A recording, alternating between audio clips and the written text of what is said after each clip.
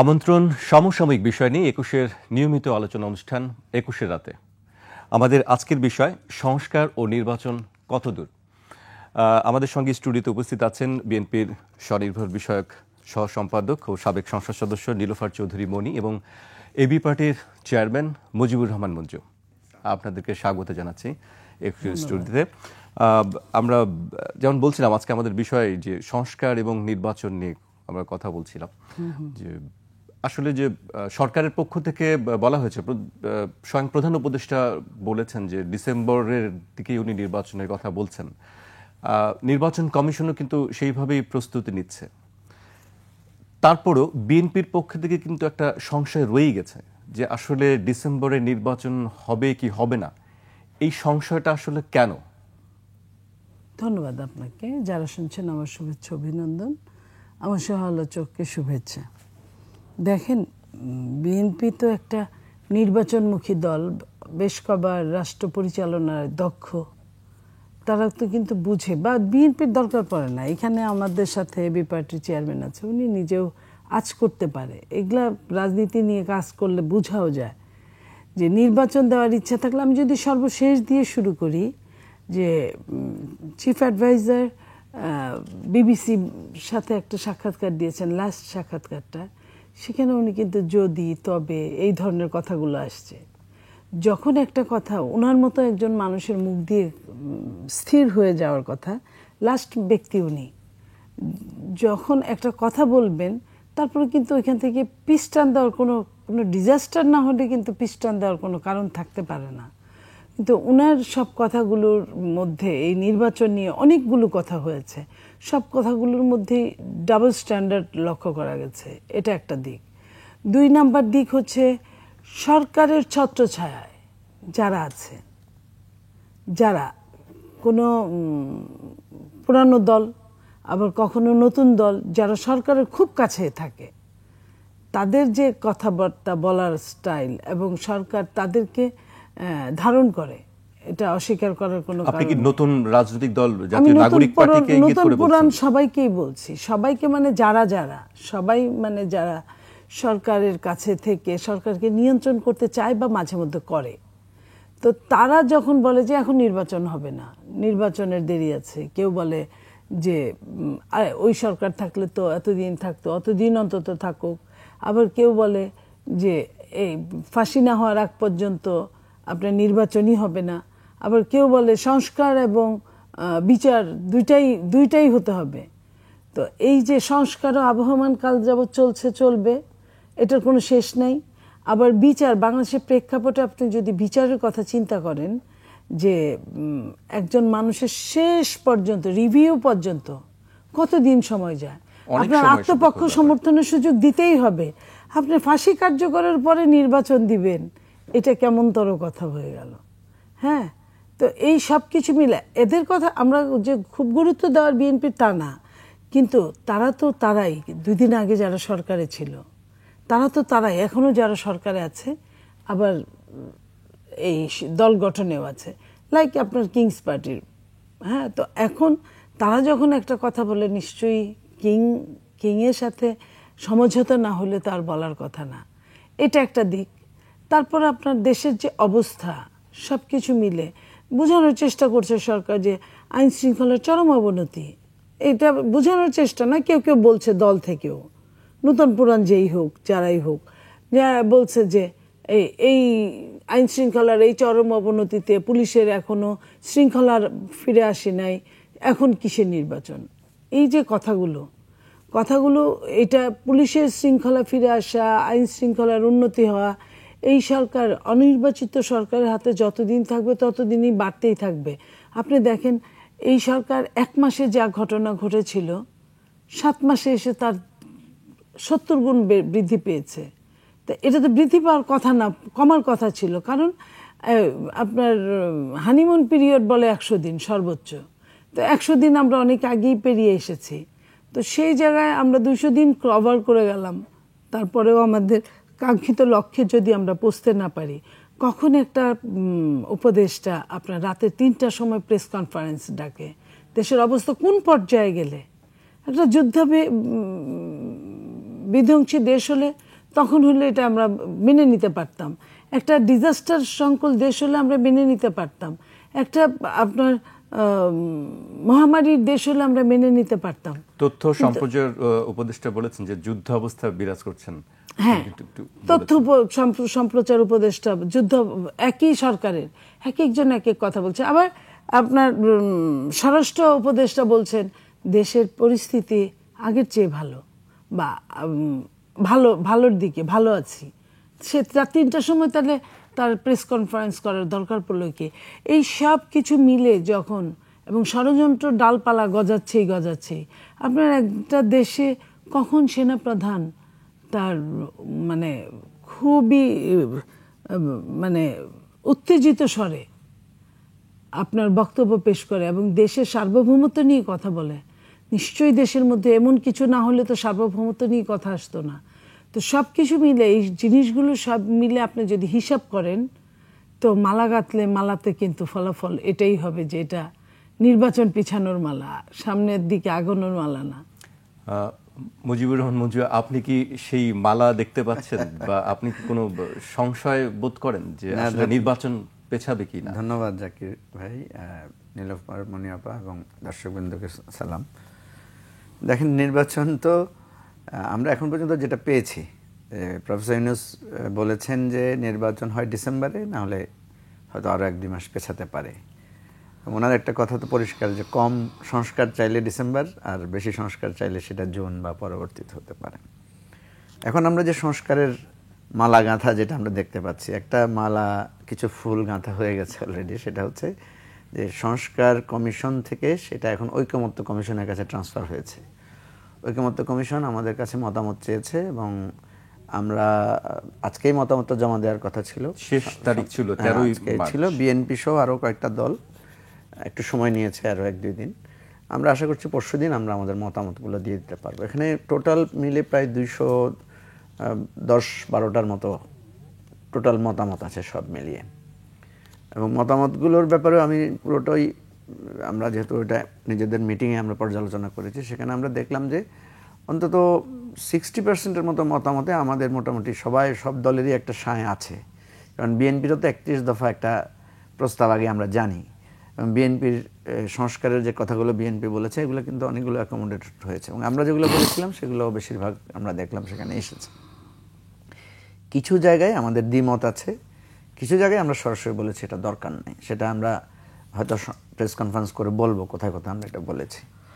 এখন ব্যাপারটা হচ্ছে যে এটা বাস্তবায়ন হবে কবে। এখানে কয়েকটা বিষয়, যেই বিষয়ে আমরা সবাই একমত হয়ে গেছি সেখানে তো আর আলাদা আলোচনার দরকার নাই। দ্বিতীয় বিষয়গুলো হচ্ছে যেখানে আমাদের দ্বিমত আছে, সেই দ্বিমতগুলো কি, কার কার দ্বিমত আছে। তৃতীয় হচ্ছে যেটাকে আমরা বলেছি দরকার নাই, সবাই বলেছে কি না দরকার নাই।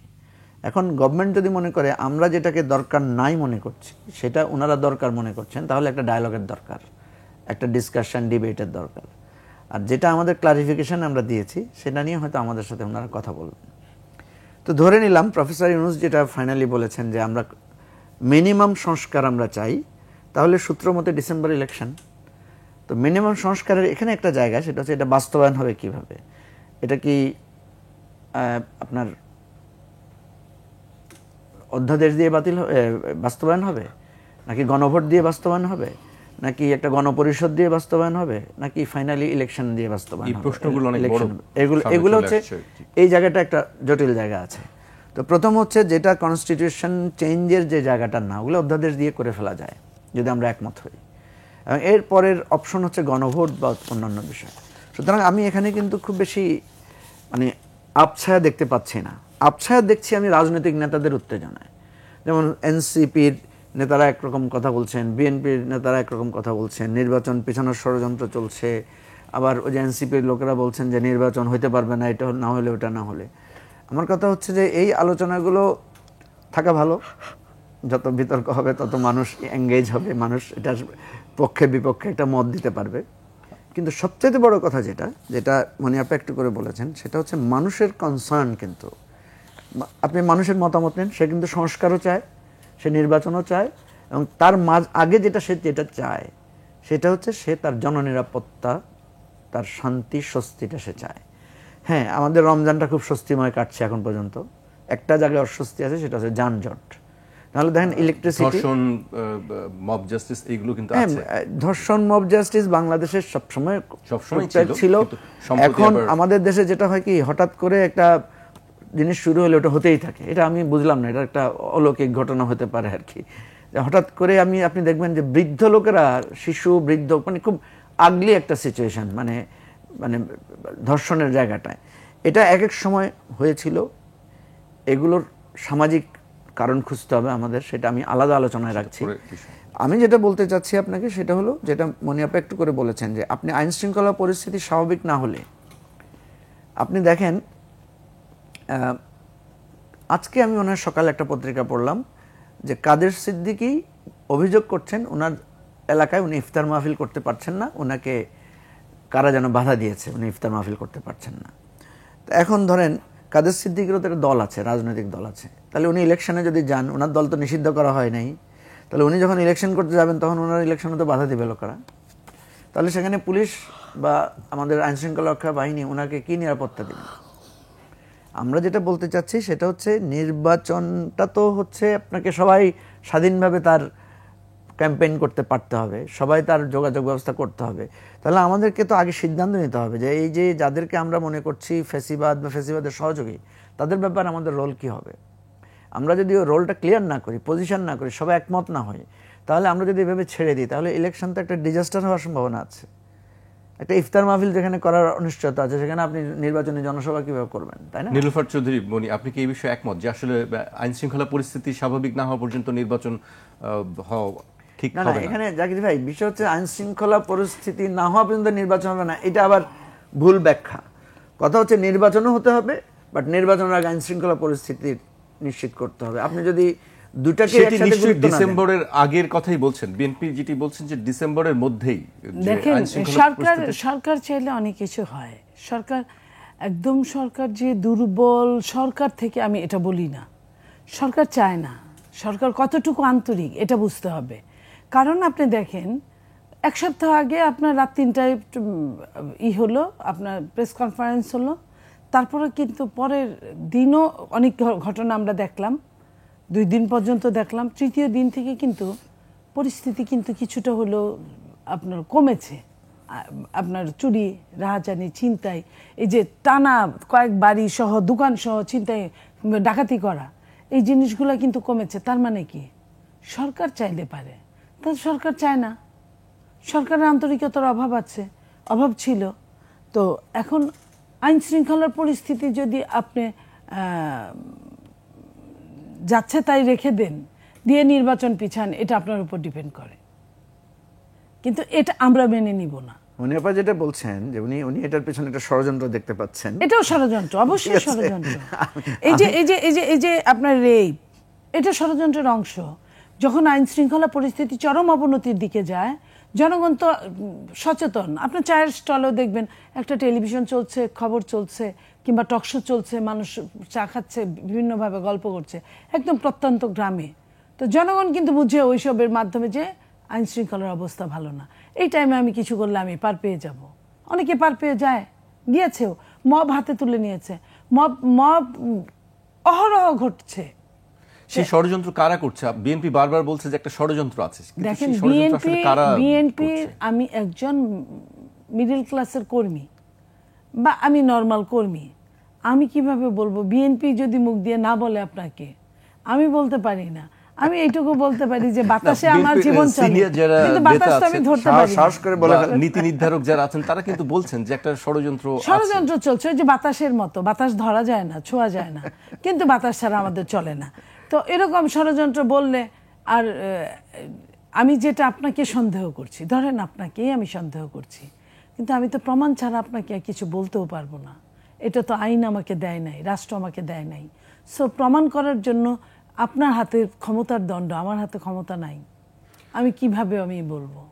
মুজিবুর রহমান মঞ্জু, আপনি কি ওনার সঙ্গে একমত যে আসলে ষড়যন্ত্র যে কথাগুলো? আমি যত না ষড়যন্ত্র দেখি, তার চাইতে আমি বেশি দেখি হচ্ছে ব্যর্থতা। কারণ প্রথম কথা হচ্ছে যে এই সরকারের প্রাথমিক জায়গায় একটা ব্যর্থতাকে মেনে নেওয়া যায়, কারণ তারা একটা বিধ্বস্ত অবস্থায় টেক ওভার করেছে, একটা অপ্রস্তুত অবস্থায় এই ক্ষমতাটা তারা গ্রহণ করেছে। তাহলে আপনি যখন একটা বিশৃঙ্খল অবস্থায় আপনার অফিসটা পাবেন, আপনার একটা প্ল্যান করবেন যে এটাকে আমি কিভাবে সুস্থির জায়গায় নিয়ে যাব। সরি, এই সুস্থির জায়গায় নেওয়ার জন্য আপনার একটা প্ল্যান থাকবে, কতদিনের মধ্যে করবেন, কারণ আপনাদের সুস্থির জায়গায় আনতে হবে। রাষ্ট্র যদি সুস্থির জায়গায় না আসে, আইন শৃঙ্খলা পরিস্থিতি তো প্রধান, নিরাপত্তা জায়গাটা তো প্রধান। একটা গভর্নমেন্ট বা যে কোনো একজন চিফ এক্সিকিউটিভের কাজই হচ্ছে উনি একটা প্রায়োরিটি ফিক্স করবেন যে কোনটার আগে কোনটাকে দেবেন। তো এখন এই প্রায়োরিটি ফিক্সিংয়ের জায়গায় আমরা দেখতে পাচ্ছি যে আইন শৃঙ্খলা পরিস্থিতিটা প্রায়োরিটিটা কম পাচ্ছে বা কম পেয়েছে। মনিয়াপা এটাকে বলছেন ষড়যন্ত্র, আমি এটাকে বলছি যে ফেলিওর বা ওনাদের ইনএফিসিয়েন্সি, ওনাদের দক্ষতার অভাব। কারণ যে কথাটা এখন উঠে আসছে এবং এটা এই যুক্তিটা বিএনপির পক্ষে যায় বা মনিয়াপাদের পক্ষে যায়, যে ওনারা বলছেন যে নির্বাচিত সরকার বা একটা রাজনৈতিক সরকার আসলে, আমি কিন্তু নির্বাচিত সরকার টার্মটাকে ব্যবহার করতে চাই না, কারণ বাংলাদেশে তো নির্বাচিত সরকারের হাতেই দেশ ক্ষতিগ্রস্ত হয়েছে বহুবার। নির্বাচিত সরকার হলেই যে ভালো সরকার হবে তা কিন্তু না। কথা হচ্ছে যে একটা দলীয় সরকার আসলে সবাই বলছে যে হয়তো আইন শৃঙ্খলা পরিস্থিতিটা আরো বেটার হবে। তো সেটা আমরা দেখব নির্বাচন, আমরা তো অস্থির হওয়ার দরকার নাই। বিএনপি সরকার আসলে কত ভালো হয়, কি অবস্থা হয় আমরা দেখব। কারণ বিএনপি সরকারের আমলে আমরা দেখেছি যে ওনারা অপারেশন ক্লিন হার্ট করেছেন এবং সে ক্লিন হার্ট করে কিন্তু তাদের নিজেদের দলের কর্মীদের বিরুদ্ধে ওনারা অনেক ব্যবস্থা নিয়েছেন। বিএনপিকেও এবার আমরা খুব অ্যাগ্রেসিভ দেখতে পাচ্ছি, নিজের দলের প্রায় 1-1.5 লোককে তো ইতিমধ্যে তারা বহিষ্কারও করেছে। বিএনপি আরেকটি কথা বলছে যে সংস্কারের নামে কালক্ষেপণ করা হচ্ছে আর কি। হ্যাঁ, এই জায়গাটায় আমি যেটা বলি কি, আমি বলি যে হ্যাঁ ঠিক আছে, রাজনৈতিক বিতর্ক থাকবে, যুক্তিতর্ক থাকবে, কিন্তু কথা হচ্ছে একটা জায়গায় তো এসেছে সংস্কারের জায়গাটা, একটা জায়গায় ধরুন এখন তো আমরা একটা ভিজিবল দেখতে পাচ্ছি 200টা প্রস্তাব আমাদের সামনে আছে। সেই 200টা প্রস্তাবের ব্যাপারে আমরা যেহেতু কনক্লুডিং একটা সেশনের মধ্যে আসতে চাচ্ছি, এখানে আমরা রাজনৈতিক দলগুলো একটা ফিক্স করে দিতে পারি। দেখেন এটার সাথে কিন্তু নির্বাচন প্রস্তুতির কোনো সংঘাত নাই। নির্বাচন কমিশন কিন্তু তার প্রস্তুতি শুরু করে দিতে পারে। আমাদের এই সংস্কারের জায়গাটায় কতদিন লাগবে সেটা আমরা দেখি, আর নির্বাচন কমিশন তার প্রস্তুতিটা নিয়ে ফেলুক।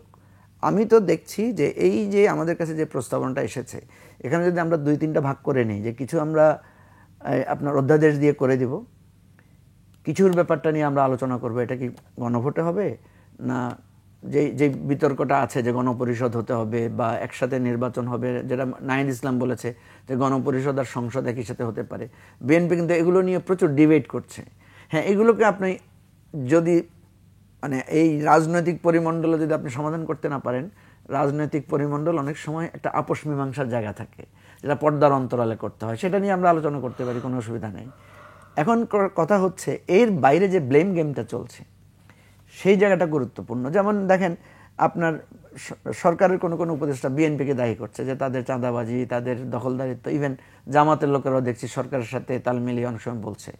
তো আমাদের যেটা আমরা দেখতে পাচ্ছি যে বিএনপি তার এই চাঁদাবাজি দখলদারিত্বের ব্যাপারে বিএনপি একটু কঠোর অবস্থানে আছে। আচ্ছা, সরকারের দায়িত্ব তো বিএনপিকে ব্লেম করে না, সরকারের দায়িত্ব হচ্ছে যদি ব্লেম করে, সরকার যদি বলে যে জাকির সাহেব এটার জন্য দায়ী, তাহলে তো সরকারকে বলতে হবে কেন আপনি জাকির সাহেবকে ধরছেন না বা জাকির সাহেবের বিরুদ্ধে আপনি ব্যবস্থা নিচ্ছেন না কেন। তাহলে সরকার কিন্তু বলতে পারে না ষড়যন্ত্র করছে কেউ, সরকারকে বলতে হবে কে ষড়যন্ত্র করছে এবং তার বিরুদ্ধে আপনি ব্যবস্থা নেন, নাম প্রকাশ করেন। মনিয়াপাড়া হয়তো নাম প্রকাশ করতে চাচ্ছে না বা কারণ নাম মুখে আনতে একটু লাজ মানে সংকোচ বোধ করছে। সরকার কখনো বলতে পারে না যে আমরা কারো ষড়যন্ত্রের মুখে আছি, কারো ইত্যাদির মধ্যে আছি। সরকারকে এটা ক্লিয়ারলি বলতে হবে এবং ব্যবস্থা নিতে হবে। আমি যেটা দেখি, আমি কিন্তু স্পষ্ট দেখি যে সংস্কারের কাজটা যতটুকু এগিয়ে এসেছে এবং নির্বাচন কমিশন তার কাজ যেটা শুরু করেছে, এই দুটো প্যারালালি যদি চলে, ইন দ্য মিন টাইম আমরা যদি যে বিতর্কগুলো আছে এগুলো যদি আমরা সমাধান করতে পারি, গুরুত্বপূর্ণ। আমি বারবার বলি যে আইন শৃঙ্খলা পরিস্থিতিটা গুরুত্বপূর্ণ, আর বাস্তবায়নের প্রক্রিয়াটা কি হবে। প্রফেসর ইউনূস কিন্তু বলেছেন যে আপনারা যদি মনে করেন যে এগুলো পরে করবেন, সেটা আমি পরের জন্য রেখে দিব, তাহলে তো কথা হয়ে গেল। আমরা যদি মনে করি যে আমরা একটা সনদ তৈরি করে ফেললাম সবাই মিলে যে এগুলো আমরা এখন করব, এগুলো আমরা ইলেকশনের পরে করব, বা যে নির্বাচিত সরকার আসবে, নির্বাচিত সংসদ আসবে, তারা করবে, তাহলে তো আমি এখানে কোনো অস্পষ্টতা দেখি না। অযথা আমি একটা হাইপ তোলা দেখি। বিএনপি আসলে অস্পষ্টতা দেখছে কেন? দেখেন এইখানে আমি বিএনপি কেন স্পষ্টতা দেখছে আপনাকে বলি। আমি আপনাকে এই যে জায়গাটায় একটু বলতে চাই, মঞ্জু ভাইয়ের কথার প্রেক্ষাপটে 200 প্রস্তাব এসেছে সংস্কারের মাত্র, বা অনেক। এইটার কিন্তু কথা ছিল কি ডিসেম্বর 31শে ডিসেম্বর সংস্কারের সবগুলো কিছুই ক্লিয়ার করা, তারা কিন্তু এটাই বলেছিল, খেয়াল করেন। সেইখানে ডিসেম্বর 31 পারল না, জানুয়ারির 15 তারিখে গেল, পরে জানুয়ারির 31-এ গেল। এখন মার্চে এসে বলছে যে সংস্কার কোথায়, কেবল প্রস্তাব এসেছে, আপনার আগস্টে সংস্কারের কাজ হবে। তাহলে আপনি বুঝেন যে যেখানে বললো যে ডিসেম্বরের মধ্যে সংস্কার আপনার হয়ে যাচ্ছে, তো এই যে কথার যে আবারও যে কথাকে মানে অশুদ্ধ ভাষায় নিয়ে গিয়ে এটা অ্যাপ্রোচ করা, আমি বলবো যে এটা এক ধরনের চালাকি, ছলচাতুরি, কিংবা আমি আরো নিকৃষ্ট মানের শব্দ ইউজ করতে পারতাম, করলাম না। মঞ্জু ভাই বলেছে যে নির্বাচিত সরকারই কি ভালো সরকার। আমি মঞ্জু ভাইকে বলতে চাই, নির্বাচন কি হয়েছিল? গত 4টা নির্বাচন তো নির্বাচনই হয় নাই। আপনি ভালো মন্দ আশা করছেন কিভাবে? ওইখানে মন্দ ছাড়া আর কি হবে? ওটা তো একটা ড্যামি, ওটা তো একটা নিশিরাত, ওটা তো একটা একদম একচেটিয়া, ওটা তো একটা আপনার মানে একটা দলের নির্বাচনী প্রহসন খেলা। তো সেই খেলায় তো আপনার নির্বাচন ভুলেই গেছে। আমি যদি 91 নির্বাচন ধরি, 96 নির্বাচন ধরি, আমি যদি তারও আগে নির্বাচন ধরি, আমি 73 নির্বাচন বাদ দিই, যে মাত্র 8-9টা আসন নিয়ে, সেটাও হেলিকপ্টারে তুলে নিয়ে আসা হয়েছিল। তো এই যে কথাগুলো, আপনার নির্বাচন যদি সঠিক মাত্রায় হয়, সঠিক মাপে যদি বিরোধী দল সে যদি আস্থাশীল হয়, এবং বিরোধী দল যদি সে ছায়া সরকার হিসেবে কাজ করতে পারে, এর চেয়ে ভালো আপনার সরকার, এর চেয়ে ভালো আর থাকার কোনো অয় থাকে না। সরকার প্রতি পদক্ষেপে ভয় পায়, সমীহ করে, এবং মনে করে যে এই কাজটা আমি করে ফেললে আন্দোলন হবে, এটা আমি করে পার পাবো না। এই জায়গাগুলো যখন সরকার মনে করে যে আমি যা করবো ওইটাই রাইট, শুধু মনে করে না, বলে। এর আগের সরকার বলেছে, এরকম অহরহ বলেছে, প্রতিদিন বলেছে আমি যেটা বলবো ওইটাই রাইট। তো এই অবস্থায় ওই সরকার যতবার নির্বাচন করুক, ও 7ই জানুয়ারি নির্বাচন করেছে সর্বশেষ 24-এর, যতবার এরকম নির্বাচন করুক সেটা তো কোনো কাজে আসে না। তো এই জায়গায় আমি বলতে চাই, অবশ্যই নির্বাচিত সরকার অবশ্যই জবাবদিহিতায় বাধ্য। নির্বাচিত সরকার অবশ্যই ভালো একটা সরকার। পৃথিবীতে মানে গণতন্ত্র খারাপ, কিন্তু পৃথিবীর সমস্ত তন্ত্রের চেয়ে কিন্তু গণতন্ত্র হিসাব করলে ভালো, কম্পারেটিভলি বেটার। তো এই জায়গায় আপনার আরেকটা কথা উনি বলেছেন, বিধ্বস্ত অবস্থায় টেক করেছে এই সরকার দেশটাকে, অস্বীকার করব না। আচ্ছা ভাই, 3 দিন তো সরকারই ছিল না, 5 তারিখ থেকে 8 তারিখ পর্যন্ত। কই দেশে তো এখন যে ডিজাস্টারগুলো হচ্ছে এরকম কিন্তু হয় নাই। 2-একটা জায়গায় আওয়ামী লীগ এবং অন্য সব দল একসাথে ধাওয়া পাল্টা ধাওয়া বা মব ছিল। ওই 3 দিনের কিন্তু কোনো আইন শৃঙ্খলা নাই, ওই 3 দিনের কোনো জবাবদিহিতা নাই। তারপরেও কিন্তু আপনি যদি হিসাব করেন, এখন এর চেয়ে ওই 3 দিন ভালো ছিল। তারপরে সরকার যখন বিধ্বস্ত দেশের সরকার যখন দায়িত্বভার গ্রহণ করলেন, এখনকার চেয়ে ওই সময়টা ভালো ছিল। 1 মাস একটু খারাপ হয়েছে, 3য় মাস আরো একটু খারাপ হয়েছে, 3য় মাস আরো একটু খারাপ হয়েছে, এটা তো হওয়ার কথা ছিল না। সেটি এইগুলো আসলে প্রশ্ন থেকে যাচ্ছে। আমাদের একটা বিরতি নিতে হচ্ছে, দর্শক একটি বিরতি নিচ্ছে। বিরতির পর আমরা আবারও ফিরবো 21-এর রাতে, আমাদের সঙ্গেই থাকুন। বিরতির পর আবারও স্বাগত 21-এর রাতে। আমরা কথা বলছিলাম সংস্কার ও নির্বাচন কতদূর এই প্রসঙ্গে। বিরতিতে যাবার আগে মনিয়াপা বলছিলেন বেশ কিছু সংস্কারের কথা বলছেন। মঞ্জুবের কাছে এবার আমি একটু জানতে চাই যে আসলে সংস্কারের যে প্রস্তাবগুলো এসেছে আপনাদের দলের পক্ষ থেকে, আপনি বলছেন যে আরো 1 দিন সময় চাওয়া হয়েছে, সেই প্রস্তাবগুলো আসলে কি কি একটু আমাদের যদি সংক্ষেপে বলেন। মোটা দাগেতে হচ্ছে আপনার 5টা কমিশন। একটা হচ্ছে যে আপনার সংবিধান সংস্কার কমিশন, নির্বাচন সংস্কার কমিশন, দুদক সংস্কার কমিশন, প্রশাসনিক সংস্কার কমিশন, এবং আরেকটা হচ্ছে আপনার পুলিশ, বা আরেকটা হচ্ছে সম্ভবত পুলিশ সংস্কার কমিশন। তো এখানে যে জায়গাটা সাংবিধানিক সংস্কারের যে জায়গা, প্রধানতম আলোচনাগুলো, একটা তো হচ্ছে ওই যে প্রথম যে মূলনীতি 4টা যেটা ছিল আপনার ধর্মনিরপেক্ষতাবাদ, জাতীয়তাবাদ, সমাজতন্ত্র, ওই জায়গাটা, ওটা একটা পরিবর্তনের প্রাথমিক প্রস্তাব। এরপরে হচ্ছে আপনার যেটা বিএনপি সবসময় বলে এসেছে যে প্রধানমন্ত্রী 2বারের বেশি না, প্রধানমন্ত্রী এবং রাষ্ট্রপতির সাথে ক্ষমতার ভারসাম্য, তারপরে দ্বিকক্ষ বিশিষ্ট না এক কক্ষ বিশিষ্ট সংসদ হবে, মেয়াদের ব্যাপারটা আছে 5 বছর না 4 বছর। আপনাদের অবস্থান কি যে গুরুত্বপূর্ণ যে আমাদের সংবিধান সংস্কারের ক্ষেত্রে অবস্থানটা তো আসলে অনেক 3টি অপশন আছে, একটা হচ্ছে একমত, আংশিক মত, একটা আমরা বেশিরভাগ বিষয়ের ক্ষেত্রেই আমরা একমত পোষণ করেছি, কয়েকটি জায়গায় আমরা দ্বিমত করেছি। যেমন দ্বিকক্ষ বিশিষ্ট পার্লামেন্টের ব্যাপারে আমরা দ্বিমত করেছি।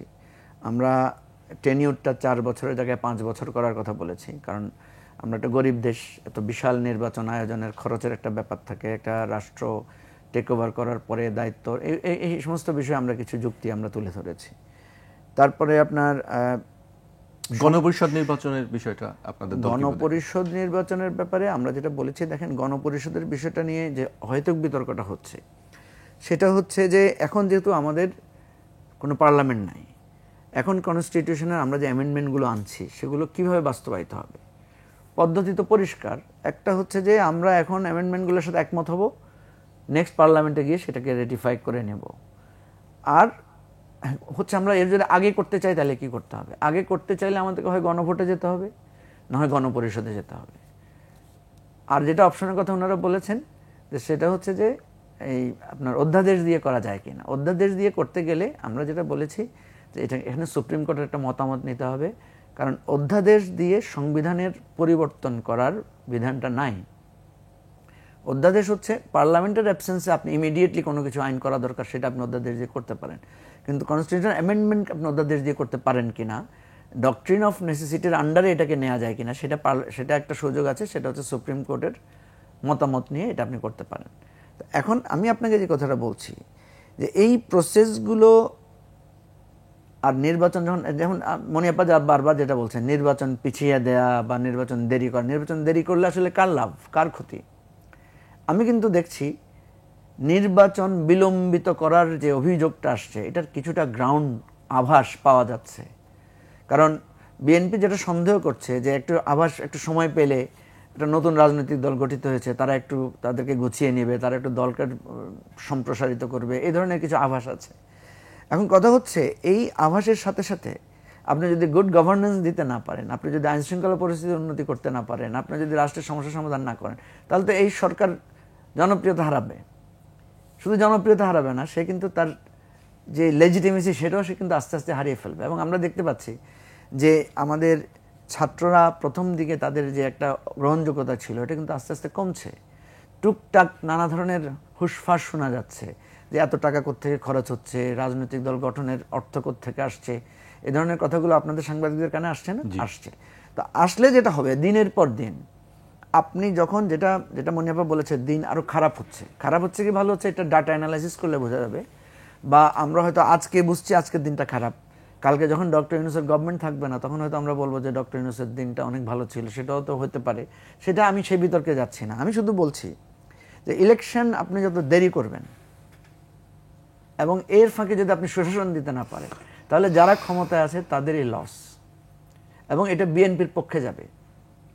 সুতরাং এই জায়গায় আমি দুদিকে কথা বলছি। একটা কথা হচ্ছে আমি বিএনপিকে মনে করি বিএনপির ফোকাস করা উচিত, ওকে সংস্কারের ব্যাপারে আসেন আমরা একটা ফাইনাল ডিসিশন নিই। সংস্কারটা বিএনপি যদি একটা সরকারকে যদি একটা সময়সীমা বেঁধে দেয় যে আসেন আমরা অক্টোবরের মধ্যে সমস্ত সংস্কারগুলো শেষ করি, যা যা করা দরকার। আর যেটা করার দরকার নেই, কারণ এখানে দেখা যাচ্ছে ম্যাক্সিমাম রাজনৈতিক দল কিন্তু বিএনপির অ্যালাইয়ের মধ্যে আছে, বিএনপির একটা বিরাট অ্যালায়েন্স আছে। বিএনপি যদি সে অ্যালায়েন্সের সাথে বসে একটা নির্ধারণ করে নেয় যে আসেন আমরা এই সংস্কারগুলো করব, এই সংস্কারগুলো আমরা পরে করব, এবং সরকারের সাথে এই একটা ডায়ালগে বসে, তাহলে তো সংস্কারের জায়গাটা শেষ হচ্ছে। বিএনপি সরকারকে চাপ দিক বা আন্দোলন তৈরি করুক যে আপনারা আইন শৃঙ্খলা পরিস্থিতির উন্নয়ন করেন, এই করা দরকার। আমার কাছে খুব ভালো লেগেছে পরশুদিন বা তার আগের দিন একটা ইফতার মাহফিলে বিএনপি ভারপ্রাপ্ত চেয়ারম্যান তারেক রহমান সাহেব, উনি সেখানে চিফ গেস্ট ছিলেন, আমি সেখানে উপস্থিত ছিলাম, একদম মুখোমুখি বসেছিলাম ওনার পর্দার সামনে। উনি সেখানে কিন্তু সংস্কার বলতে শুধু যে আমরা যেগুলোকে মিন করছি সেটা না, উনি কিন্তু সংস্কার বলতে হেলথ কেয়ার সিস্টেমের কি হবে, ট্রাফিক সিস্টেম কি হবে, গণপরিবহন কি হবে, শিক্ষা ব্যবস্থা কি হবে, দফায় কিন্তু বিস্তারিতভাবে উনি এই কথাগুলো কিন্তু বলেছেন। তার মানে কি, আমার কথা হচ্ছে বিএনপি শুধু নির্বাচনে ফোকাস করবে কেন? বিএনপি এই জিনিসগুলোতে সরকারকে ফোকাস করুক যে আপনারা এখন পর্যন্ত শিক্ষা ব্যবস্থায় যেমন আপনি দেখেন বই পাওয়া যায় না এখনো ছাত্রদের কাছে, এখনো আজকে 3 মাস চলে যাচ্ছে, এখনো ছাত্ররা নতুন বই পাওয়ার কথা, বছরের প্রথম তারিখ এখনো বই পায় না। তো এটা একটা ডিজাস্টার না? আপনার হেলথ কেয়ারের আমাদের যে অবস্থা, স্বাস্থ্য, আমাদের পুলিশি ব্যবস্থা, প্রশাসনিক ব্যবস্থা, আইনের জায়গায় অনেক জায়গায় আমরা বঞ্চিত, ফেলিউর আছে। বিএনপি এই বিষয়গুলো নিয়ে ফোকাস করে কথা বলা উচিত। না হলে মনে হবে কি, মানুষ মনে করবে যে বিএনপি যে ক্ষমতায় যাওয়ার জন্য বিএনপি অস্থির হয়ে গেছে, এই ধরনের একটা পারসেপশন কিন্তু তৈরি হয়েছে। আসলে মনিয়াপা, বিএনপি কি আসলে ক্ষমতায় যাওয়ার জন্য অস্থির হয়ে গেছে, যেটা মঞ্জু ভাই বলছিলেন? দেখেন, এটা যদি বলে এটা দুঃখজনক। মঞ্জু ভাই কেন, যেই বলুক, একটা দেশে আমি পারসেপশনের কথা বলছি। 16-17 বছর আপনার নির্বাচন নাই একটা দেশে। গণতন্ত্রের প্রথম এবং প্রধান যে জিনিসটা নির্বাচনের আপনার কতটা আপনার গণতান্ত্রিক, এটাই প্রমাণ পাওয়া যায়। এটা একটা গুরুত্বপূর্ণ অংশ গণতন্ত্রের। সেই জায়গায় নির্বাচন নাই, দেশের কোনো ভালো কোনো সরকার নাই, যে সরকার আছে তাদের কোনো আপনার অভিজ্ঞতা নাই। যাও বা যেটাও যে এনজিওতে অভিজ্ঞতা নিয়ে যাও বা চালাবে, তাদের বয়স অনেকের অনেক বেশি, আবার কারো অনেক কম। তো এই সব কিছু মিলে, হ্যাঁ, এই সব কিছু মিলে কিন্তু এই সরকারটা আপনার চালাতে পারছে না, চলতে পারছে না। আর সবচেয়ে বড় কথা যে নির্বাচন হওয়া দরকার। আমাদের প্রথম আন্দোলনটা কি ছিল? নির্বাচনী আমাদের আন্দোলন, রাজনীতিকদের আন্দোলন, রাজনীতিবিদদের আন্দোলন, সরকারের অন্যায় কিছু, এবং সরকার যে নির্বাচনে আপনার সমস্ত সময়টা ইঞ্জিনিয়ারিং করছে, ইলেকশন, সেটা নিয়ে আমাদের আন্দোলন। সেই আন্দোলনটা এখন সরকার চেঞ্জ হতে বাধ্য হয়েছে, তাহলে নির্বাচন পিছিয়ে থাকবে কেন? নির্বাচনটা আপনি দিয়ে যদি এমন হতো অনির্বাচিত সরকার ভালো কাজ করছে, আমরা আরও টাইমটা নিতাম। এবং আপনি দেখেন প্রথম থেকে শেষ পর্যন্ত বিএনপি প্রথম যেদিন দেখা করেছে খুব বিনয়ের সাথে বলেছে যে আপনি যৌক্তিক একটা সময় দিন, যৌক্তিক বলেছে। তারপরে যখন দেখা করেছে আরও অনেক দিন পরে, তো ওনারা কোনো কথা বলে নাই, তখন বলেছে আপনি একটা রোড ম্যাপ দিন। তারপরেও ওনারা বোঝারই কোনো চেষ্টা করে নাই, ওনারা জেগে ঘুমাচ্ছেন। তারপরে যখন দেখা হয়েছে তখন বলেছে যে আপনারা একটা অ্যাপ্রক্সিমেট ডেট দেন নির্বাচনের। তো এই যে বিএনপি এখন আপনার দেখতে দেখতে একটা কেয়ারটেকার সরকার, কিন্তু এই দেশে অনেকবার প্রমাণ হয়েছে 3 মাসে ভালো একটা ইলেকশন দিয়েছে কেয়ারটেকার সরকার। আপনার 91-তে দিয়েছে, আপনার 96-তে দিয়েছে, আপনার 2001-এ দিয়েছে। তাহলে আপনার এই সরকার তো ইন্টারিম গভর্নমেন্ট তো অনেকটা কেয়ারটেকারের মতোই। ওইখানে একটা সরকার ছিল, সরকার সব দলকে নিয়ে বসে একটা নাম ঘোষণা করেছে, নাম এনেছে। এইখানে সরকারটা ছিল না, কিন্তু সব দল এবং দেশের প্রভাবশালী মহল, যারা বুদ্ধিজীবী বা এই টাইপের যারা আছে, তাদেরকে নিয়ে বসে, কিন্তু যখন ডক্টর ইউনূসের নাম এসেছে তখন কিন্তু কেউ আর এটা নিয়ে কোনো নেগেটিভিটির মধ্যে যায় নাই। কারণ মনে করেছে একটা মানুষ তার বিভিন্ন বিশ্বে তার পরিচিত আছে, অনেক সে সুনাম কুড়িয়েছে, আমাদেরকে অনেকটা সুনাম দিয়েছে, আমাদের দেশটাকে সমৃদ্ধ না করতে পারলেও সুনামের জায়গা সমৃদ্ধ করেছে। সেইখানে সেই মানুষটা আসলে হয়তো বা আমরা সমৃদ্ধ হব, বা এই ডিজাস্টার সময়টা আমরা কাটাতে পারবো। তার সাথে বিশ্বের অনেকের সাথে খুব ভালো সম্পর্ক, এটা বলার অপেক্ষা রাখে না। তো সেই জায়গা থেকে মানুষ কিন্তু সবাই চুপ করে থেকেছে। এখন যে কথাগুলো উঠছে, উনিও কিন্তু বিতর্কের ঊর্ধ্বে যেতে পারেন নাই। যে কাজগুলো হচ্ছে 7 মাসে, বিতর্কের ঊর্ধ্বে উনি যেতে পারেন নাই। তো এইটার তো উনার এখন তো মনে হয় উনি আগেই ভালো ছিল, আগে শুধু সুনামটাই ছিল। কিন্তু এখন যত দিন যাবে উনারও কিন্তু এই সমস্যাটা বাড়বে, আরও হবে। দেশ যত সমস্যার দিকে ধাবিত হবে, এই রেসপন্সিবিলিটি ওনাকেই নিতে হবে। তাহলে আপনার বিএনপি নির্বাচন চাওয়া ভুলটা কিসের? নির্বাচন তো একটা গণতন্ত্রের অধ্যায়, রাষ্ট্র পরিচালনার অধ্যায়। আপনার নির্বাচনের মধ্য দিয়েই তো সবকিছু করতে হয়। জনগণ ভোট দিতে পারলে জনগণ নিশ্চিত হবে যে আমি ভোট দিয়েছি, অথবা এই লোকটা দেশের কল্যাণে কাজ করবে, না করলে গলা ধাক্কা দিয়ে আরেকবার বের করে দিব। মঞ্জু ভাই, আপনি কি মনিয়াপার সঙ্গে একমত যে আপনারা যে কথাগুলো বলছেন? আরেকটি বিষয় আমি একটু যোগ করি। আরেকটি ব্যাপার হচ্ছে যে বিচারের কথা বলা হয়েছে যে নির্বাচনের আগে, আপনিও বলছেন একটু, নির্বাচনের আগে আওয়ামী লীগ এবং তার ফ্যাসিবাদী যারা আছেন শেখ হাসিনা সহ তাদের বিচারের শেষ করতে হবে, এই না, ব্যাপারে দেখেন, বিচার তো শেষ করা যাবে না, কারণ বিচারের একটা প্রক্রিয়া আছে। আমি যেটা বলছি যে আওয়ামী লীগের বিষয়টা একটা, আওয়ামী লীগ সহ ধরেন আমাদের এখন যে সরকার আছে, আমরা যখন মিটিং ডাকি, যেমন সব রাজনৈতিক দলকে নিয়ে যখন মিটিং হয়, আমরা দেখি সেখানে আওয়ামী লীগকে ডাকা হয় না, সেখানে জাতীয় পার্টিকে ডাকা হয় না, এরকম আরও কিছু কিছু দলকে ডাকা হচ্ছে না, ঠিক আছে? কিন্তু এই দলগুলো তো নিবন্ধিত দল। এখন আপনি যখন কালকে ইলেকশন ডিক্লেয়ার করবেন, তখন এই নিবন্ধিত দলগুলোর স্ট্যাটাস কি হবে? তারা কি ইলেকশনে পার্টিসিপেট করবে? আপনি হয়তো বলবেন কেন করবে না, এটা ফ্রি ফেয়ার ইলেকশন, সবার পার্টিসিপেটরি ইলেকশন। যেমন ইন্ডিয়ান আর্মি চিফ বলছেন যে এটা ইনক্লুসিভ ইলেকশন হতে হবে। ওনারা এর আগে যে ইলেকশন হয়েছে তখন বলেছেন এটা আমাদের আভ্যন্তরীণ বিষয়। এখন ওনারা খুব বাংলাদেশের জনগণের জন্য ওনাদের খুব দরদ তৈরি ইন্ডিয়ান হয়েছে। প্রসঙ্গটি যেহেতু আপনি আচ্ছা, তুলেছেন, আমি সে জায়গায় যাচ্ছি জাকির ভাই।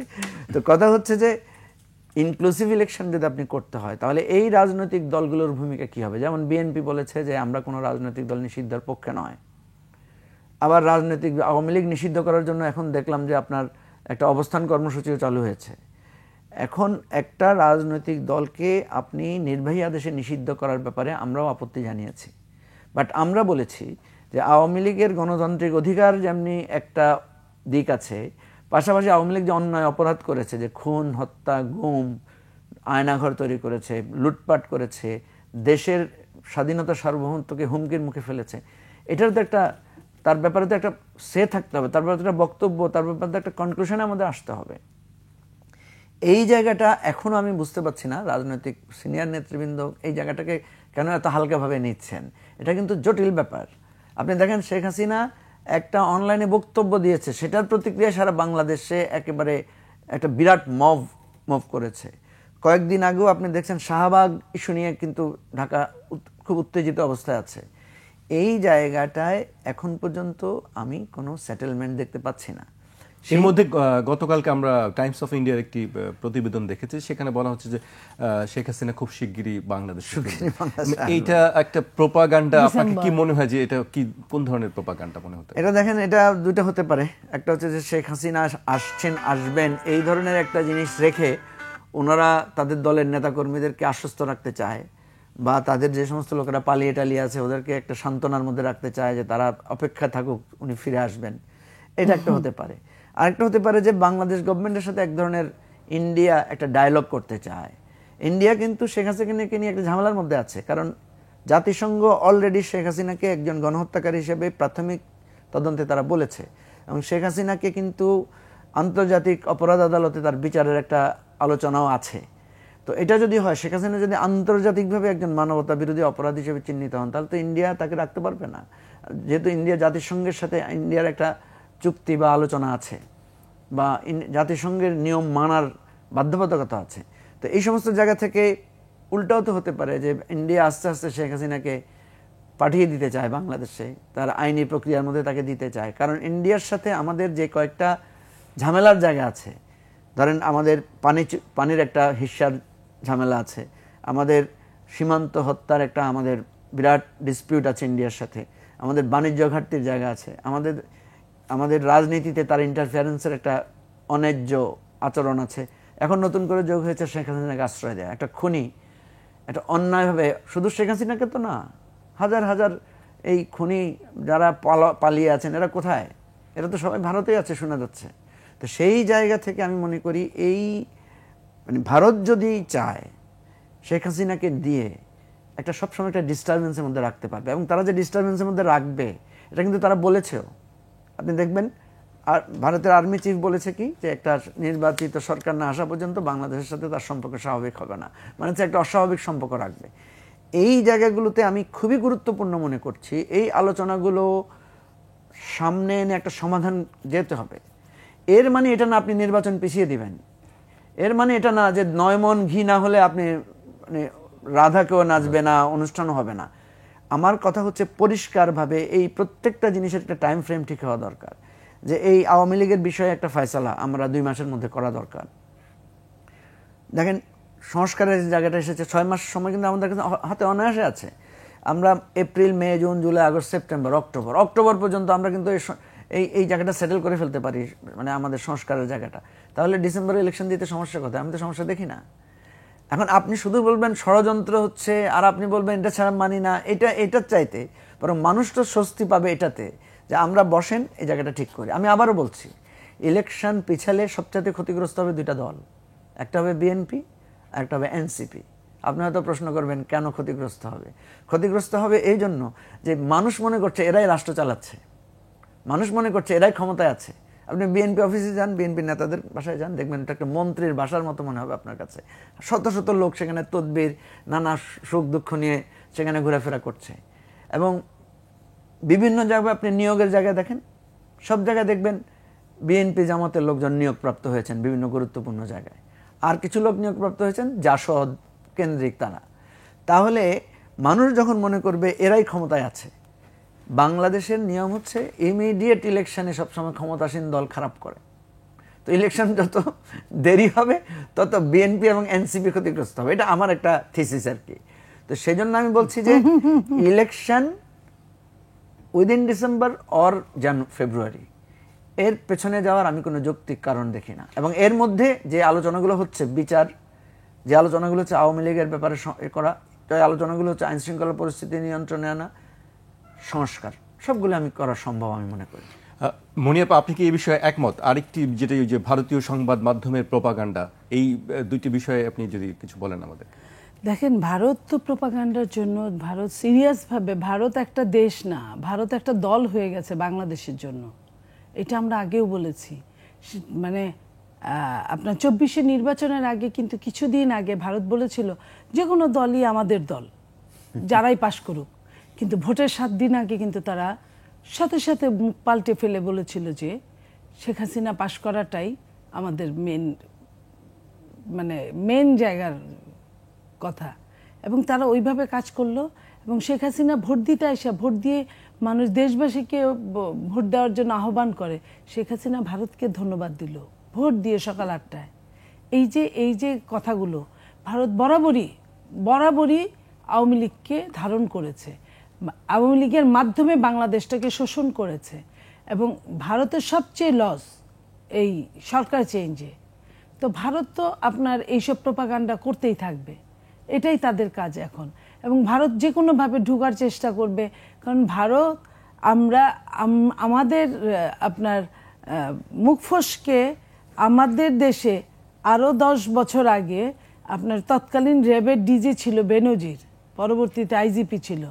সে একদিন একটা মিটিংয়ে কথা বলে ফেলেছিল যে অন্য দেশ থেকে 8-10 লাখ লোক বাংলাদেশে এসে কাজ করে যায়, এটা তাদের কথা।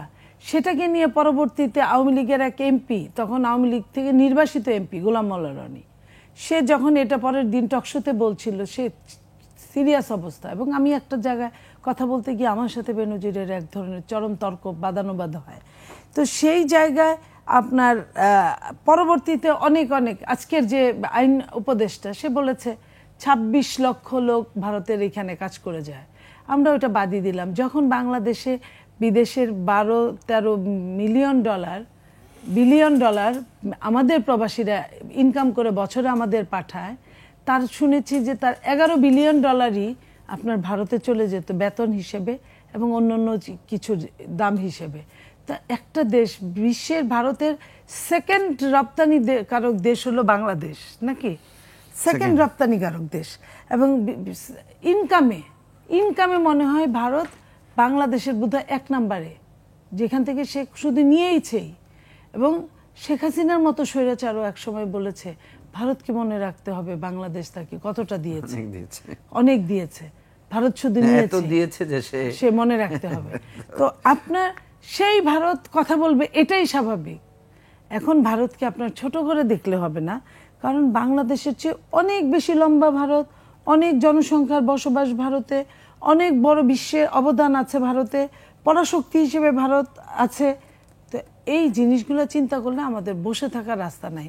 যে কথাটা বলছিলাম, ডক্টর ইউনূস আসাতে বাংলাদেশের মানুষ যে খুশিটা যেখানে হয়েছিল, এখানেও একটা কারণ, এটাও একটা কারণ।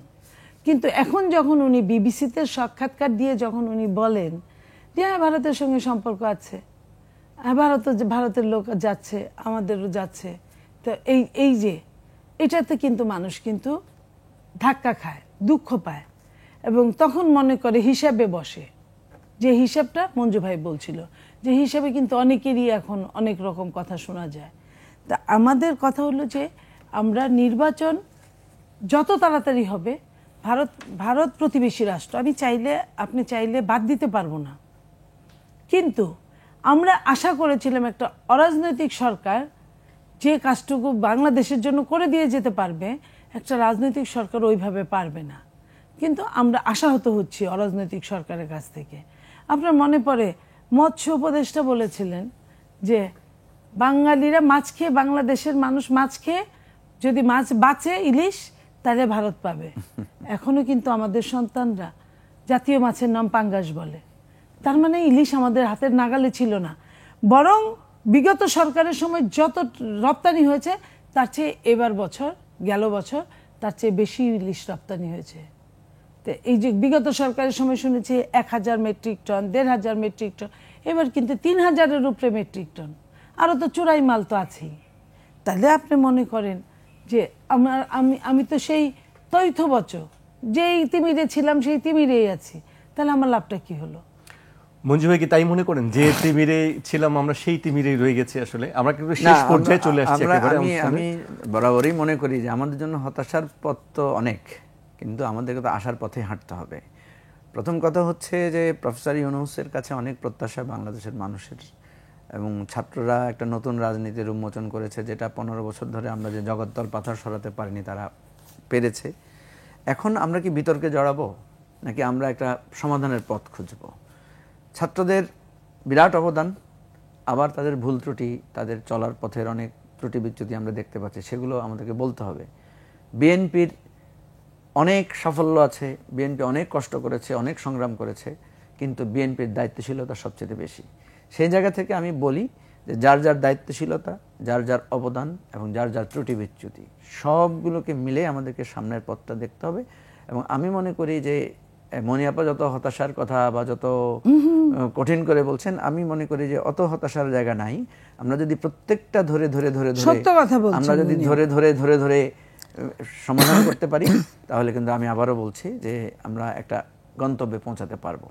এবং এটা আন্তর্জাতিকভাবে এই সরকারের, মানে আমি আবার যেটা আমি বলতে চেয়েও বলতে পারিনি, সেটা হচ্ছে দেখেন এবারের রমজানে আমরা লোডশেডিং পাইনি, দ্রব্যমূল্য সহনশীল ছিল, কেউ আমাদেরকে আপনার মিষ্টি কুমড়া দিয়ে বেগুনি বানানোর সবক দেন নাই, এবং নানা ধরনের সবক রান্নার রেসিপি আমাদেরকে দেন নাই।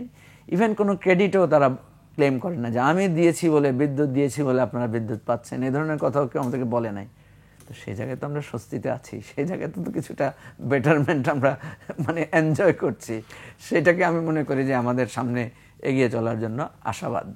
আমার মনে হয় যেই মতবিরোধগুলো আছে, সেই মতবিরোধগুলো আমার মনে হয় যে আলোচনার মাধ্যমেই তো সমাধান করা উচিত।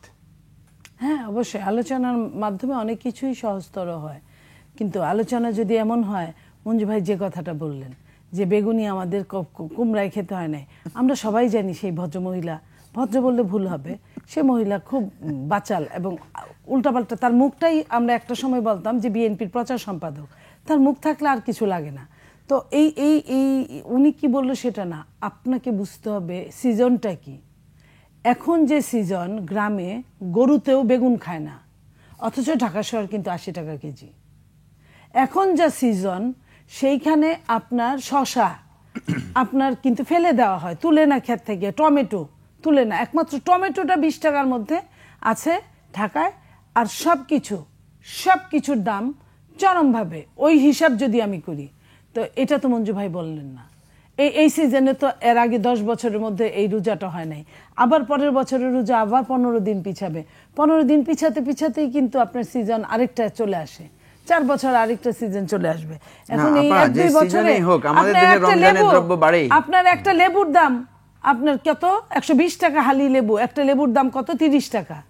এটা কি সম্ভব কোনো মানুষের দ্বারা খাওয়া? তারপরে আপনি মনে করেন গ্যাস থাকে না, এটা কিন্তু মঞ্জু ভাই বলে নাই। গ্যাস যে মানুষকে কি পরিমাণ কষ্ট দিচ্ছে, মানে আমি কখনোই গ্যাসের অভাব অনুভব করি না এই ধানমন্ডিতে, এইবার আমি গ্যাস পাই না, ইফতারের আগে থাম করে গ্যাস নাই।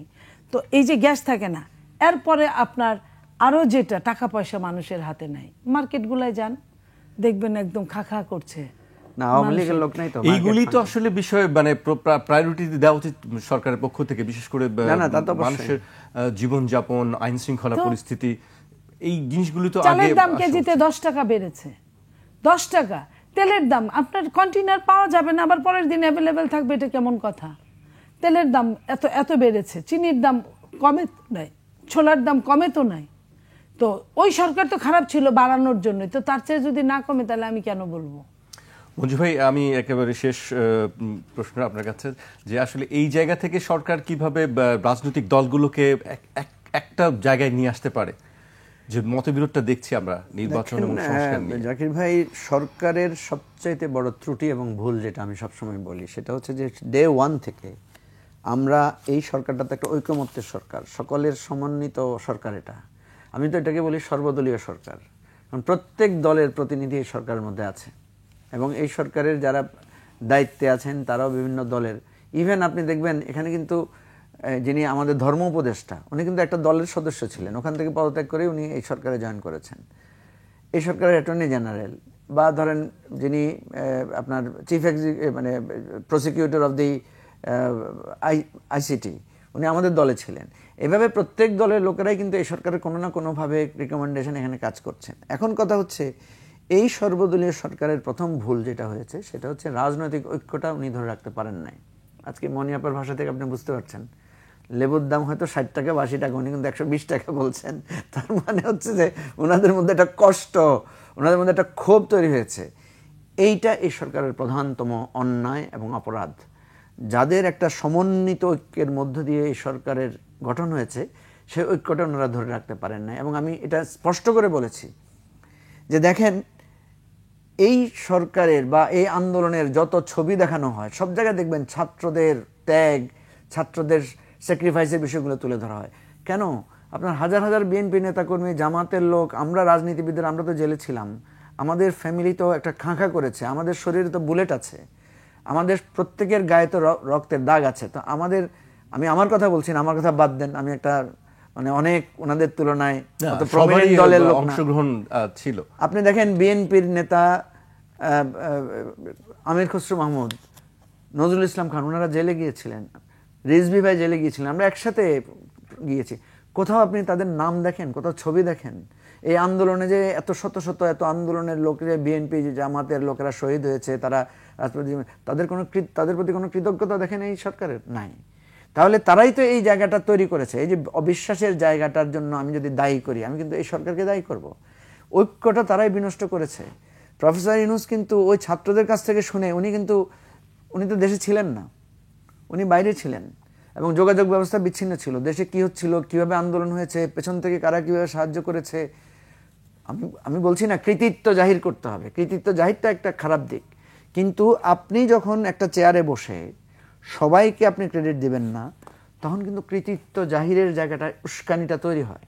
আজকে যে সবাই মানে টানাটানি করছে, আমি এই করেছি, আমি মাস্টার মাইন্ড, আমি ইত্যাদি, এটা কিন্তু সরকারেরই একটা ভুল থেকে এই জিনিসটা তৈরি হয়েছে। এই জন্য আমি মনে করি এই সরকারের আমাদের যৌক্তিক সমালোচনা করতে হবে, বাট এই সরকারকে আবার সফল করতে হবে। কারণ এই সরকার যদি সফল না হয়, আমাদের সামনে কিন্তু অন্ধকার আছে। সেই জায়গা থেকে আমি বলবো এখনো সময় আছে। রাজনৈতিক ঐক্য অনৈক্য যেটা তৈরি হয়েছে, যে বাদানুবাদ হচ্ছে, যে বিভক্তি হচ্ছে, এটা একমাত্র সরকারই এটা দূর করতে পারে। আমি দেখেছি জাকির, সরকার একটা মিটিং ডেকেছে, ডক্টর ইউনূস একটা মিটিং ডেকেছে, আমি গিয়ে দেখলাম, আমি 5 মিনিট আগে গিয়েছি, আমি দেখলাম আধা ঘন্টা আগেও অনেক নেতারা গিয়ে ওখানে বসে আছেন। আমি বললাম, কয়েকজন নেতাকে আমি জিজ্ঞেস করলাম যে আপনার পার্টির মিটিং আমি গিয়েছি, আপনি পার্টির মিটিংয়ে রাইট টাইমে আসেন নাই, আপনার মিটিং আপনি 1 ঘন্টা দেরিতে আসছেন, আধা ঘন্টা দেরিতে আসছেন, কিন্তু আজকে এখানে দেখি আপনার আধা ঘন্টা আগে এসে বসে আছেন। তার মানে সরকার কত পাওয়ারফুল, যে উনি যখন ডাকেন সব রাজনৈতিক নেতারা সরকার সময়ের আগে গিয়ে, অবশ্যই সময়ের আগে গিয়ে সেখানে উপস্থিত হয়ে যান। তাহলে এটা তো একটা অপরচুনিটি। তাহলে আপনার হাতে তো এই অপরচুনিটি আছে, আপনি ডাকলে সবাই আসছে, তাহলে আপনি ডেকে সবাইকে নিয়ে এই যে মনের ক্ষোভটা, এই যে তার 10 মিনিট করে ডেকে বসায় কথা সেই জায়গাটা আসলে আস্থার জায়গাটা আসলে সরকারের পক্ষ থেকেই করতে হবে। রাজনৈতিক দলগুলোকে একসঙ্গে বসানোর জায়গায় সরকারকে আসলে সে উদ্যোগ নিতে হবে, এবং সরকার সেই দিকে যাবে আমরা আশা করি আর কি। আপনাদেরকে অনেক ধন্যবাদ আমাদেরকে সময় দেওয়ার জন্য। আজকে এখানেই শেষ করতে হচ্ছে। দর্শক, আবার দেখা হবে রোববার রাত 12টায়। আপনারা সবাই সুস্থ থাকুন, নিরাপদে থাকুন আর 21-এর সঙ্গেই থাকুন।